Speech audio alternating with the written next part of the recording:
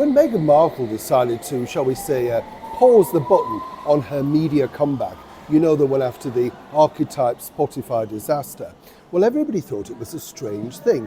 There she was going to be taking a year off, and suddenly, you know, she was going to come back with a bang.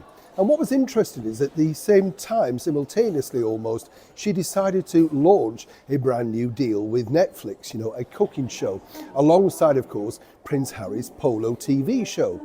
Now, it was interesting because obviously the company, Lemonada, had decided to go all out, publicising Meghan's return. Let's not forget they decided to reissue all of those Archetype podcasts.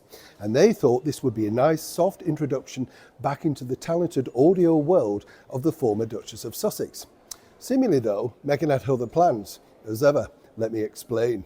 Morning, lovely to see you today. Yes, we're back underneath the London Underground. It's a bit like the war. We've had to come down here, yes, simply because the weather is so bad. I mean, you know, every 2 minutes, it's literally been raining all night.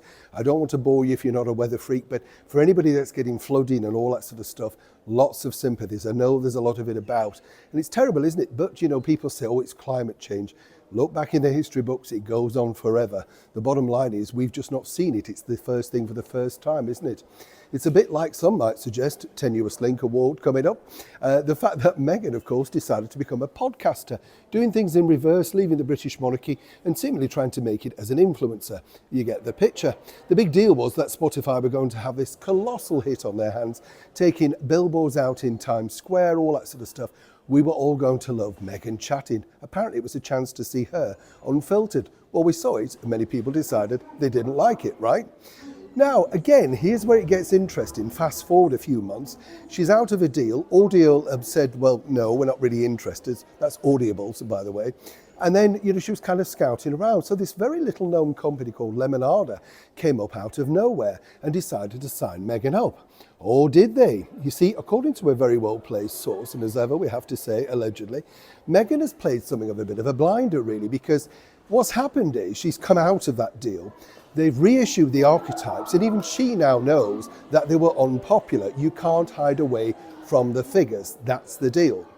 Now, according to that source, you see what Meghan's hoping to do by pausing the Lemonada deal, and it's a very loose deal, as I told you, based on the fact that she has to put in the work, deliver the product, and on top of the product, then has to sell it. They get a split deal on the listenership, so it's like a percentage, you know, 100%, 70-30, you get the gig. Now, here again is where it gets interesting because I've been told that Meghan believes that once the Netflix cookery show kicks off, everybody falls in love with that and everybody decides to like that. The bigger companies will now come back on board, maybe even a re-signing to Spotify.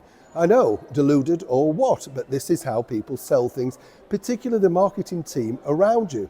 And according to that source, Meghan believes that this seriously could be the case.